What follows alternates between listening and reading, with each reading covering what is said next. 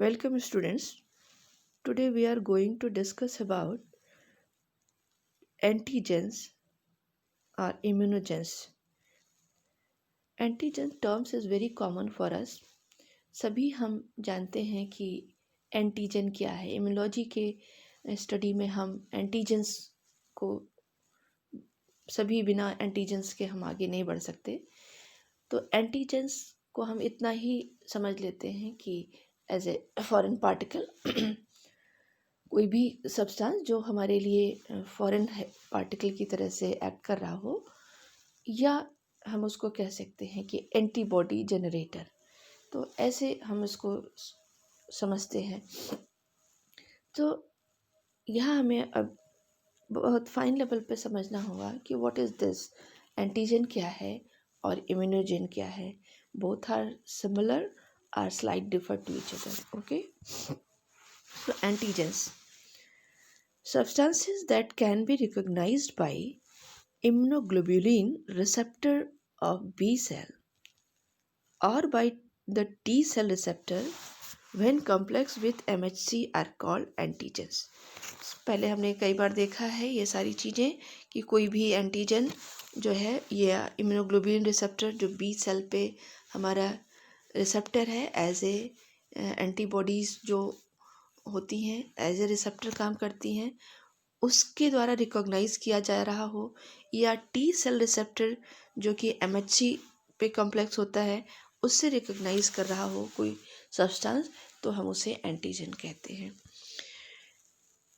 अब इसको हमें समझना होगा एंटीजेनिसिटी और इम्यूनोजेनिसिटी के रेफरेंस में. The term immunogenicity refers to the ability of substance to induce cellular and humoral immune response, while antigenicity is the ability to be specifically recognized by the antibodies generated as a result of the immune response to the given substances. क्या difference है दोनों में?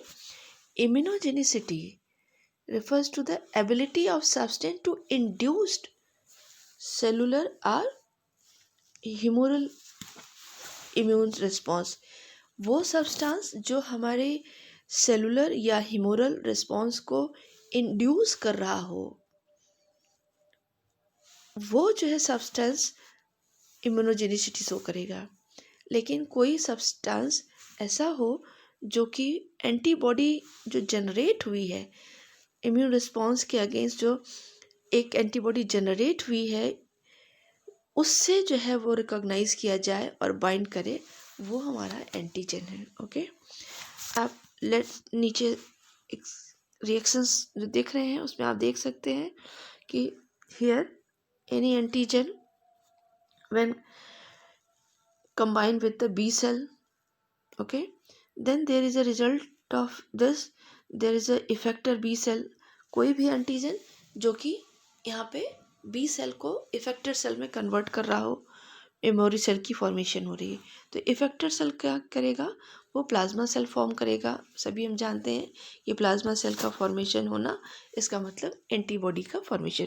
तो ये हमारा antibody form करेगा, A B antibody form करेगा. Okay, now T cell and antigen, जब टी सेल का इंटरेक्शन होगा एंटीजन से, तो इफेक्टर टी सेल्स जो होंगी हमारी हेल्पर टी सेल, वो जो है कन्वर्ट होती हैं साइटोटॉक्सिक टी सेल या हेल्पर टी सेल्स में, जो फिर और मेमोरी सेल की फॉर्मेशन होती है. तो मेमोरी सेल की फॉर्मेशन का मतलब ही है कि हमारा एक्वायर्ड इम्यूनिटी का स्टार्ट होना.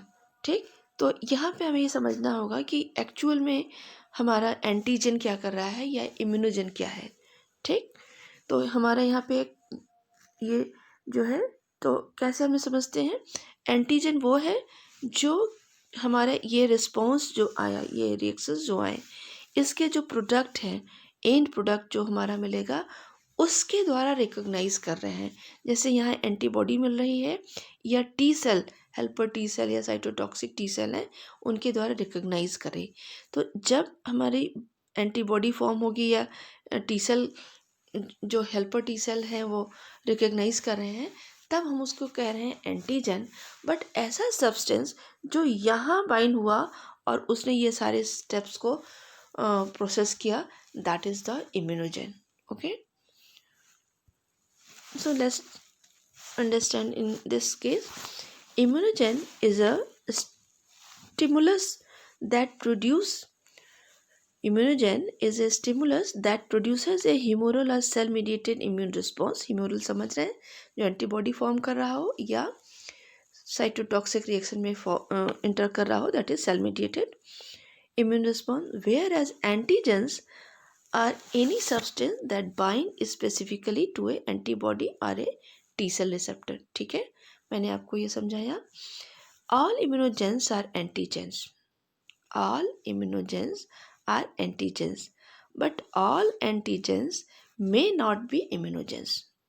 ठीक है, बात समझा रही, सभी इम्यूनोजन एंटीजन होंगे, बट ये ज़रूरी नहीं है कि सभी एंटीजन इम्यूनोजन हो। उसको हम एक एग्जांपल से समझते हैं। Some very small molecules called hapten can bind to antibodies और B cell receptor, but they can not initiate an immune response. बहुत से ऐसे स्मॉलर मॉलिकुलर वेट के सब्सटेंसेस हैं जो एंटीबॉडी से बाइंड तो होते हैं, बट एंटीबॉडी से या बी सेल से बाइंड तो कर सकते हैं, बट वो इम्यून रिस्पॉन्स को इनिशिएट नहीं कर सकते। Okay, so what is hapten को हम थोड़ा और समझते हैं। Hapten, the term hapten was introduced by Landsteiner in 1921। Hapten is a molecule that reacts with a specific antibody but is not immunogenic by itself। ध्यान देने की बात है कि हेप्टेन जो है वो हमारा एक ऐसा मॉलिक्यूल है जो एक स्पेसिफिक एंटीबॉडी से रिएक्ट तो करता है, but not immunogenic by itself. But स्वयं वो इम्यूनोजेनिक नहीं है, मतलब वो इंड्यूस नहीं कर सकता इम्यून रिस्पॉन्स को। Okay, it can be made immunogenic by conjugation to suitable carrier. ये कब इम्यूनोजेनिक होगा? जब ये किसी सुटेबल कैरियर से बाइंड होगा, तब ये जो है इम्यूनोजेनिक होगा। Okay, many drugs like penicillins are hapten. A hapten is essentially an incomplete antigen। तो एक तरह से हम कह सकते हैं एंड हेप्टेन जो है वो क्या है, हमारा इनकम्प्लीट, ये heptane is essentially incomplete antigen, क्योंकि उसके लिए जब वो सेपरेट है, फ्री है, तब वो इंड्यूस नहीं कर सक रहा है हमारे इम्यून रिस्पॉन्स को, बट किसी कैरियर प्रोटीन के साथ जब बाइंड करता है तब वो रिस्पॉन्स करता है, इंड्यूस करता है इम्यून सिस्टम के लिए। तो these small molecule can elicit an immune response only when attached to a long carrier या large carrier such as protein. The carrier typically does not elicit immune response by itself। तो वो career भी अपने आप अकेले नहीं हो सकता विदाउट हेप्टेन के। Okay, so hapten is low molecular weight molecule. Then what happen in this diagram shows the complete antigen. आप सपोज कि ये आपको दिख रहे हैं, is a hapten molecule. Okay, when hapten molecule combine with the carrier it's form a complete antigen। ये हमारा complete, और ये सब्सटेंस जो है जब मॉलिक्यूल मिला तब हमारा इम्यून रिस्पॉन्स जो है वो इनिशिएट करेगा, इंड्यूस होगा। इसका मतलब कि ना ये अकेले इंड्यूस कर सकता है और ना ही कैरियर मॉलिक्यूल। तो कुछ ऐसी मेडिसिन है जिसके साथ एक प्रोटीन के साथ वो सपोर्ट में दिए जाएंगे और वो कंप्लीट करके फिर एक अपना रिस्पॉन्स करेंगे, इम्यून सिस्टम को इंड्यूस करेंगे। ओके, तो जैसे एग्जांपल दिया कि सपोज कि penicillin as a hapten work कर रहा है और कैरियर मॉलिक्यूल किसी प्रोटीन के साथ जो है उसको कंबाइन किया गया, तो हमारा ये कंप्लीट एंटीजन हुआ और ये एंटीजन हमारी बॉडी में इंड्यूस करेगा इम्यून रिस्पॉन्स को। ओके, तो that is the heptane. Now, immunogenicity. Actually, immunogenicity is not an intrinsic property of antigen, but rather depends on a number of properties of a particular biological system that the antigen encounters. हम सिर्फ उस foreign particle या antigen की कोई intrinsic property नहीं है जिससे कि वो इंड्यूस कर सके या किसी भी एंटीबॉडी से बाइंड कर सके. ये सब कुछ डिपेंड करता है कि वो फॉरेन पार्टिकल की प्रॉपर्टी क्या है और दूसरा जो होस्ट है, जहाँ रेसिपिएंट है उस एंटीजन का, वो उसकी जो बायोलॉजिकल कंडीशन है वो क्या है. ये सारी चीज़ें मिलके तब हमारी इम्यूनोजेनिसिटी क्रिएट होती है. ओके, सो फर्स्ट आप देखिए प्रॉपर्टी ऑफ इम्यूनोजेंस. कोई भी जो है इम्यूनोजन का नेचर जो है वो कंट्रीब्यूट करता है कि इम्यूनोजेनिसिटी जो होगी वो कैसी होगी. ठीक है, इम्यूनोजेनिसिटी इट मीन्स कि वो इम्यून रिस्पॉन्स को इंड्यूस करना. और एंटीजेनिसिटी क्या है? सिंपली वो सब्सटेंस जो है किसी भी एंटीबॉडीज़ या टी सेल रिसेप्टर्स के साथ जो है वो बी सेल रिसेप्टर के साथ बाइंड कर रहा हो. तो अब इम्यूनोजेनिसिटी के लिए भी क्या इंपॉर्टेंट पॉइंट है कि जो फॉरेन पार्टिकल है, जो सब्सटेंस है, उसका नेचर क्या है, उसकी प्रॉपर्टी क्या है, वो कंट्रीब्यूट करेगा कि वो इम्यूनोजेनिसिटी क्रिएट कर रहा है. और दूसरा उसके साथ साथ जो होस्ट की बायोलॉजिकल कंडीशन है वो रिस्पॉन्स करेगी, कंट्रीब्यूट करेगी इम्यूनोजेनिसिटी के लिए. ओके, तो प्रॉपर्टी ऑफ इम्यूनोजेंस क्या है? फॉरेननेस. ठीक है, फॉरेननेस सभी समझ रहे हैं. फॉरेननेस क्या है कि हमारा जो मॉलिक्यूल है, कोई भी a molecule must be recognise as non self by biological system.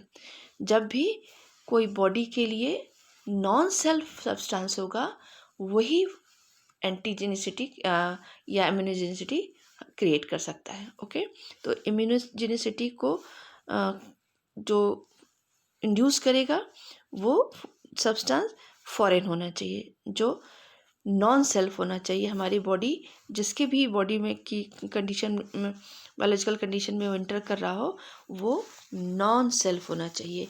इसको रिकॉग्नाइज करना, बॉडी रिकॉग्नाइज कर ले as a non self. Okay, next point, molecular size. The most active immunogens tend to have a molecular mass of 1 lakh Daltons.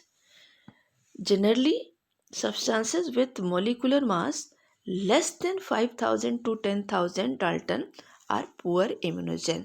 इसका मतलब कि जो हमारा foreign particle है it must be larger in size. वो macro molecule होना चाहिए, heavier होना चाहिए. उसका जो मास है वो एक जो अच्छा इम्यूनोजन होगा वो हैवी होगा. अबाउट उसका मॉलिक्यूलर मास 1 लाख डाल्टन होना चाहिए. बट लेस देन 5,000 to 10,000 से अगर कम कोई भी सब्सटेंस है तो वो पुअर इम्यूनोजन होगा. इम्यूनोजन इट मीन्स कि वो इम्यूनोजेनिसिटी क्रिएट करने वाला. ओके, थर्ड पॉइंट आपको कह रहा है केमिकल कंपोजिशन एंड हेट्रोजेनिसिटी. मान लीजिए कि हमारी जो सब्सटेंस है वो फॉरेन भी है और लार्ज पार्टिकल जो है, but foreignness and molecular size is not sufficient. सिर्फ इतना ही कुछ हमारे लिए इम्पोर्टेंट नहीं है. वो केमिकल कंपोजिशन क्या है, तो कॉम्प्लेक्स केमिकल जो होंगे वो बेटर इम्यूनोजन होंगे in comparison to the simpler वो है. तो आपका ये कह सकते हैं हेट्रोजेनिसिटी एंड होमोजेनिसिटी. ये समझ सकते हैं कि कोई भी सब्सटेंस जो हेट्रोजेनिसिटी क्रिएट करेगा, जैसे कोई भी पॉलीमर है तो एक होमोपॉलीमर हो सकता है, एक हेट्रोपॉलीमर हो सकता है. जब पॉलीमर जो है वो होमोपॉलीमर्स का मतलब कि अगर कोई पॉलीमर है जैसे कि कोई कार्बोहाइड्रेट है या प्रोटीन है, तो अगर सिमिलर काइंड के उसमें जो शुगर है या अमीनो एसिड्स हैं, तो जब सिमिलर काइंड के हैं तो वो होमोपॉलीमर है, बट उस पर डिफरेंट काइंड के शुगर या डिफरेंट काइंड के अमीनो एसिड से मिलकर कोई मॉलिक्यूल बना है, तो वो हेट्रोजेनिसिटी क्रिएट करेगा और वो बेटर इम्यूनोजेन होगा. Okay, now next point, ability to be processed and presented with MHC molecule on the surface of APC or altered self cell. एक उसमें ये भी इम्पोर्टेंट पॉइंट है कि जो सब्सटेंस है वो MHC मॉलिक्यूल के द्वारा प्रोसेस किया जा सके और MHC उसको अपने सरफेस पे प्रेजेंट किया जाए. मतलब वो जिस सेल को इन्फेक्ट कर रहा है तो APC हमारी एंटीजन प्रेजेंटिंग जो सेल्स हैं वो अपने MHC मॉलिक्यूल पे सब फॉरेन पार्टिकल्स को एक्सप्रेस करती हैं. तो पहले वो प्रोसेस हो पाए, जिस सेल जो हमारी APCs हैं वो उसको प्रोसेस कर सके और MHC मॉलिक्यूल पर प्रेजेंट कर सके, सरफेस पे शो कर सके, वो तो जो है कंडीशन होगी, तभी वो हमारे लिए इम्यूनोजेन होगा. ओके,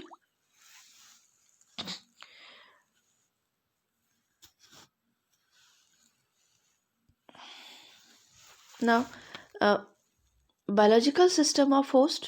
दूसरी कंडीशन क्या है?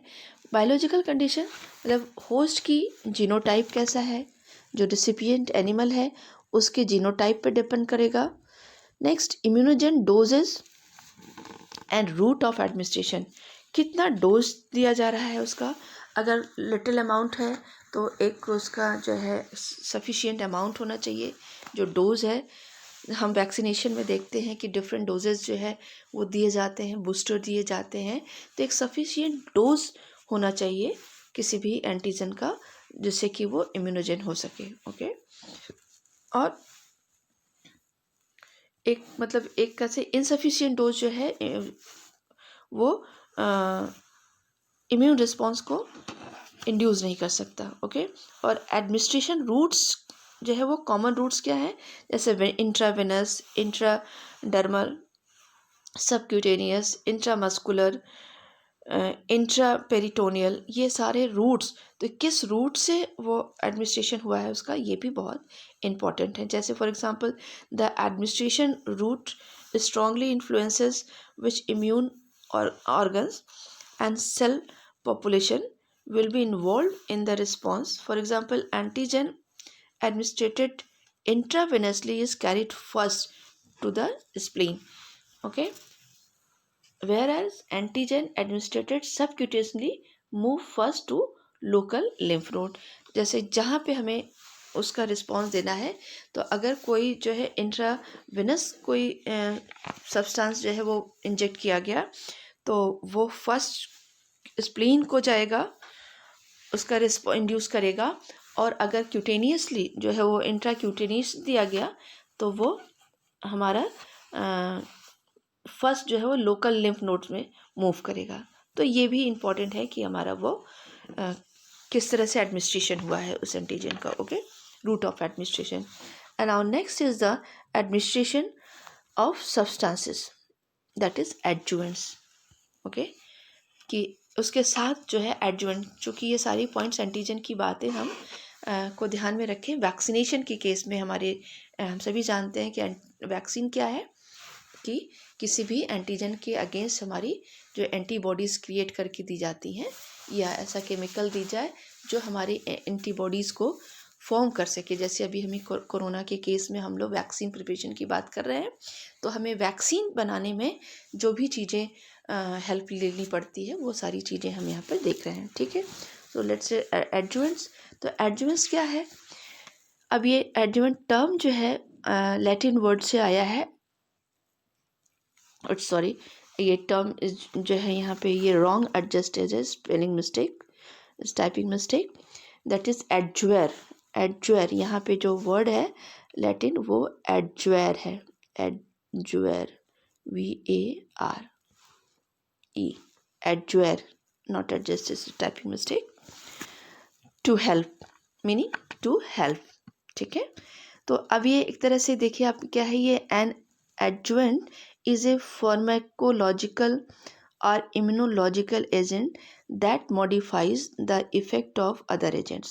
ठीक है, directly immunizing most antigen will lead to a poor immune response and rapid removal of antigen from the body. Actually कुछ ऐसे सब्सटेंस होंगे कि जो पुअर इम्यूनोजन होंगे, तो उसको प्रिवेंट करने के लिए हमें कुछ सब्सटेंस जो है ऐड किए जाते हैं, that is adjuvant. To prevent this, the antigen is first combined with an adjuvant, which is a material that helps stimulate and enhance the immune response against the antigen through the creation of depot effect. Okay. अब देखिए एडजेंट्स का जो है क्या function है. Adjuvants improve the immunogenicity of highly purified और recombinant antigens, protein और peptides, उसको जो है वो प्यूरिफाई करता है. And increase the innate immune response to antigen by interacting with pattern recognition receptor PRRS on or within accessory cells. It provides physical protection to antigens, which grant the antigen a prolonged delivery. It increases the capacity to cause local reactions at the injection site during vaccination, inducing greater release of danger signals by chemokines releasing cells such as helper T cells and mast cells, help in translocation of antigens to the lymph node where they can recognized by T cell. तो इस तरह से ये हमारे adjuvant जो है वो work करते हैं. ओके, तो इस तरह से हम कह सकते हैं कि एडजुवेंट हमारा ऐसा सब्सटेंस है जो एंटीजन को परसिस्टेंस लॉन्ग पीरियड तक परसिस्ट कर सकता है. ये को स्टिमुलेटिंग सिग्नल्स है को इनहेंस करता है, लोकल इन्फ्लेमेशंस को इंक्रीज कर सकता है, और एक non specific proliferation of lymphocyte is stimulated. तो ये इस तरह से किसी भी एक पुअर इम्यूनोजन को जिसकी क्वांटिटी कम हो और वो एक जो रिस्पॉन्स इंड्यूस कर रहा हो उसमें हेल्प करता है, उसको इंड्यूस करने में हेल्पर है. ओके, तो ये जो है एक तरह से आप कह सकते हैं adjuvant is a substance that acts to accelerate, prolong और enhance antigen specific immune responses when used in combination with the specific vaccine antigens. Okay, तो वैक्सीनेशन के केस में हमें एडजुवेंट्स की यूज़ करते हैं. नाउ जब हम एंटीजन की बात करेंगे तो हमें एपिटॉप की बात करनी पड़ेगी. कोई भी सब्सटेंस जो है, मान लीजिए ये कोई अभी हमने देखा कि जो एंटीजन है वो उसके उस पर जो है कुछ हेप्टेन मॉलिक्यूल्स भी हैं. तो अब कोई भी बैक्टीरिया हो, कोई भी वायरस हो, कोई भी सब्सटेंस हो, फॉरेन पार्टिकल, वह कौन सा पार्ट उसका जो है एंटीजेनिक डिटर्मिनेंट है, दैट इज़ द एपिटॉप. ठीक, तो हम यहाँ इस एग्जाम्पल से समझते हैं जो डायग्राम शो हो रहा है. An epitope also known as antigenic determinant is the part of an antigen that is recognised by an antibody B cell receptor. Okay, कोई भी बी सेल रिसेप्टर से रिकॉग्नाइज कर रहा हो उसका पार्ट, वो हमारा एपिटॉप है. Generally an antigen has several और many different epitopes and react with many different antibodies. An epitope is approximately 5 or 6 amino acids in length. अब देखिए इस डायग्राम को देखिए, लुक हियर, ये हमारा एंटीजन है और ये एंटीबॉडी है. ओके, बट ये होल स्ट्रक्चर आपका एंटीजेनिक नहीं है. Only this part is the epitope. Okay, सिर्फ ये पोर्शन हमारा जो है वो क्या है, एपिटॉप है. ये पोर्शन ही एंटीजन का जो हमारा ये पैराटॉप, अब देखिए ये जो एंटीजन का पार्ट होगा उसे हम एपिटॉप कहेंगे और जो हमारा ये पोर्शन है दैट इज़ पैराटॉप. एंटीबॉडी के टिप पे जो वेरिएबल रीजन है जो कि रिकॉग्नाइज करता है, that is antigen binding site जो है वो पैराटॉप है, और इम्यूनोजन या एंटीजन जिसका जो है वो एक पर्टिकुलर अमीनो एसिड का जो वो दिख रहा है, एक एडिशनल स्ट्रक्चर दिख रहा है, दैट इज़ द एपिटॉप। तो ये देख रहे हैं इसके अकॉर्डिंग ये की एंड लॉक मॉडल जैसा स्ट्रक्चर जो कि आप देख सकते हो कि एक दूसरे के इसमें फिट है। तो इसके अकॉर्डिंग ही ये इसका जो अमीनो एसिड की वेरिएशंस है वो इसको रिकॉग्नाइज करते हैं और उसके साथ अटैच होते हैं। यहाँ एक और टर्म दुआ है इडियोटॉप। इडियोटॉप भी amino acid variation in the variable region of the antibodies, ये इडियोटॉप शो करता है। जब हमने आपको बताया था आइसोटाइप, एलोटाइप एंड इडियोटाइप, तो उसमें इडियोटॉप की बात हुई थी। ओके, तो ये हमारा एपिटॉप है। ओके, तो बात क्लियर हो गई कि होल जो सब्सटेंस है वो नहीं, उसका कुछ स्पेसिफिक स्ट्रक्चर जो है वो एंटीबॉडी के द्वारा रिकॉग्नाइज किया जाता है, that is the antigenic determinant. So an epitope is the antigenic determinant, is a part of antigen that is recognized by antibody B cell. Okay, now next, अब एक कोई भी जो एंटीजन है उस पर डिफरेंट एपिटॉप्स हो सकते हैं। आप यहाँ देखिए, दिस इज एंटीजन। ओके, और ये हमारा एपिटॉप एंटीजन जो है वो आपका जो है 1 है, और ये जो एंटीबॉडी एंटीजन है ये 2 है। तो 2 एंटीजन को शो करते हुए ये दिख रहा है एक स्ट्रक्चर। तो अब इसके लिए हमारे स्पेसिफिक एंटीबॉडी जो है ही सुटेबल है। इस डायग्राम से हम ये आपको शो करना चाहेंगे कि ये आपका देखिए, ये हमारा ये डायग्राम को हाफ देखिए, ये हमारा जो है नो इंटरेक्शन और इंटरेक्शन वाला केस है। ठीक, ये इंटरेक्शन और नो इंटरेक्शन। अब यहाँ पे एंटीबॉडी 1 एंड एंटीजन 1, सपोज़ कि यहाँ पे एक ऐसा स्ट्रक्चर है जिसमें पूरा एंटीजन जो स्फेरिकल एंटीजन है उसको हम 1 मान लिए हैं, और जो ट्रायंगुलर स्ट्रक्चर है वो हम एंटीजन 2 एंटीजन 1 है, और ये एंटीबॉडी और एंटीजन 2 है। ये स्ट्रक्चर जो ट्रायंगुलर है वो एंटीजन 2 है। ठीक, तो अब एंटीजन 1 से हम इंटरेक्शन देख रहे हैं। एंटीजन 1 मान लीजिए हमने ये इसकी बात कही और इसकी बात कही।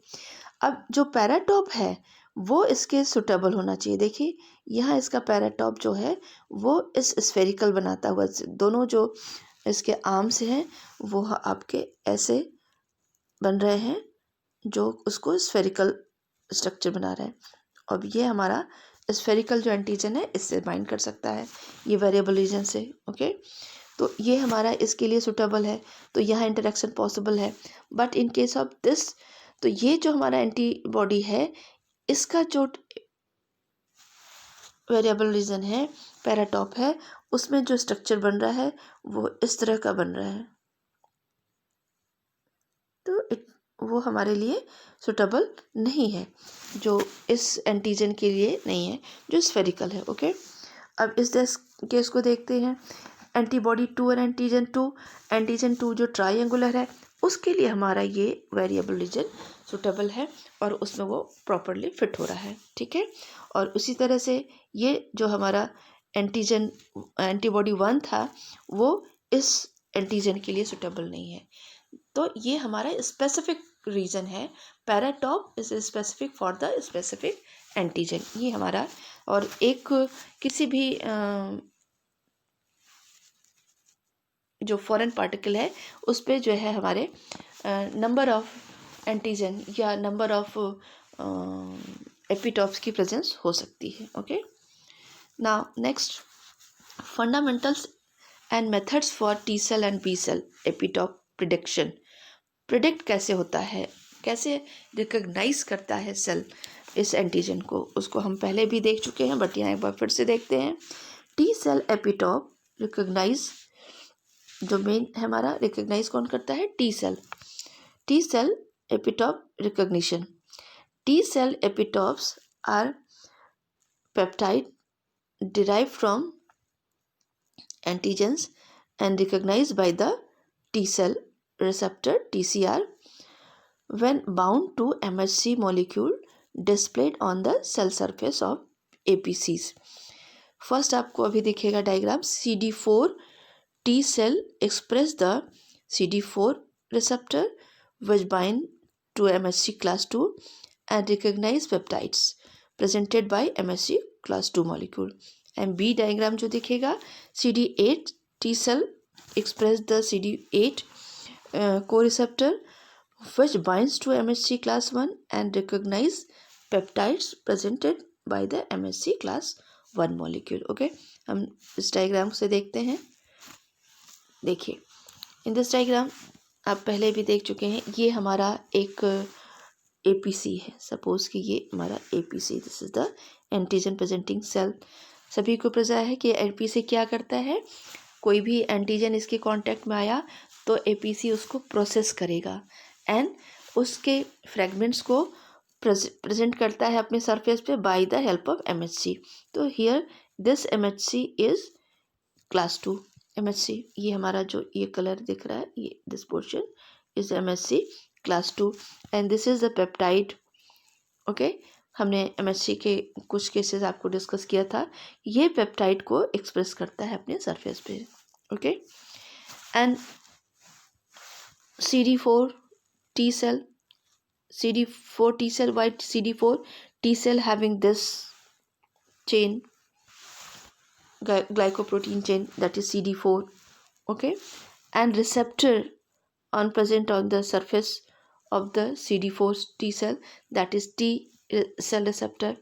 So this peptide is recognized by T cell with the help of this. तो ये CD4 याद करिए, मैंने बताया होगा कि ये MHC की प्रेजेंस की वो जज करता है कि what type of MHC is here, class 1 और क्लास 2, एंड TC रिसेप्टर ये रिकॉग्नाइज करेगा पेप्टाइड को और फिर हमारा ये रिस्पांस देता है कि अब इस T सेल को क्या करना है, वो साइटोटॉक्सिक रिस्पांस में जाना है या एंटीबॉडी क्रिएट करना है. ओके, तो इस तरह से प्रिडिक्ट करता है एंटीजन को. नेक्स्ट डायग्राम जहाँ MHC क्लास 1 की बात होगी नेचुरली, तो ये हमारा सेम एंटीजन प्रेजेंटिंग सेल जो कि प्रोसेस करेगा एंटीजन को और फिर उसके फ्रैगमेंट्स को अपने सरफेस पे एक्सप्रेस करता है, that with the help of MHC. ये हमारा MHC मॉलिक्यूल है जो MHC क्लास 1 है और ये पेप्टाइड जो कि एक्सप्रेस वो प्रेजेंट कर रहा है. APC present antigen on the surface with the help of MHC molecule, that is class 1 molecule here. So this class 1 presented peptide, ये जो है class 1 molecule, when MHC class 1 molecule present peptide or antigen on their surface, it is recognized by the CD8 T cell.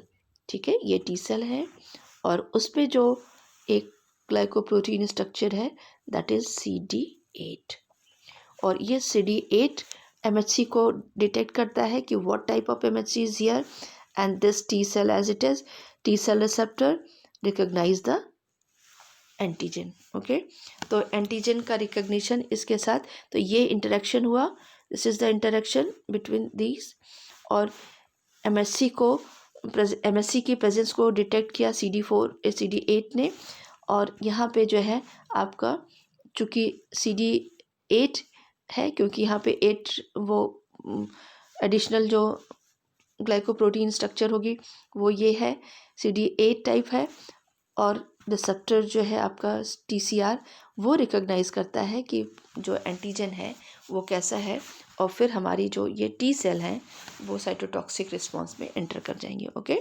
तो ये हमारा एक prediction है कि antigen को हम प्रेडिक्ट कैसे करते हैं, एक फंडामेंटल जो है हमारी प्रोडक्शन का. ठीक है, ये डायग्राम आपको शो करता है कि जो एंटीजन है वो क्या हो सकते हैं. आप उसको देखिए, इसको ये कंटिन्यूअस और डिसकंटिन्यूअस कंडीशन में जो प्रोटीन चेन होगी वो कैसे होगी, लीनियर होगा और जो है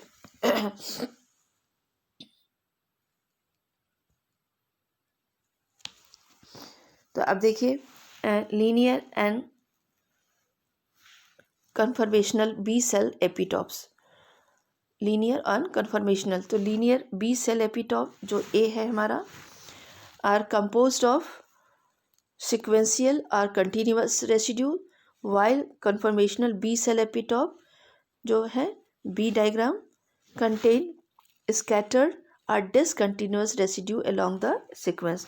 तो आपके जो एपिटॉप्स होते हैं वो आपके एक लीनियर कंटिन्यूएशन में हो सकते हैं। आप देखिए यहाँ पे जो हमारा ये एंटीजेनिक डोमेन है वो जो है स्फेरिकल जो है वो कंटिन्यूएशन में है, बट इन दिस केस ये डिसकंटिन्यूअस आपको रेसिड्यूज दिख रहे हैं।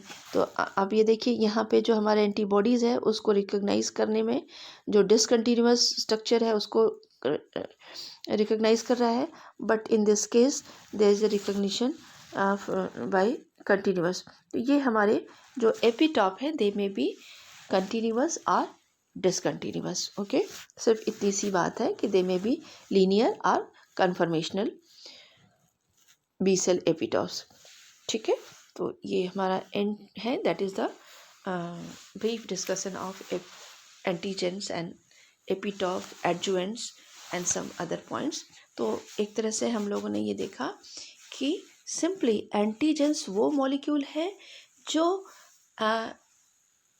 एंटीबॉडीज़ या टी सेल रिसेप्टर से जो है वो बाइंड कर सकता हो। ठीक है, बट इम्यूनोजेन वो है जो पूरे इम्यून सिस्टम को इंड्यूस कर रहा हो और वो इनिशिएट करता हो कि इम्यून रिस्पॉन्स जो है वो दिया जाए।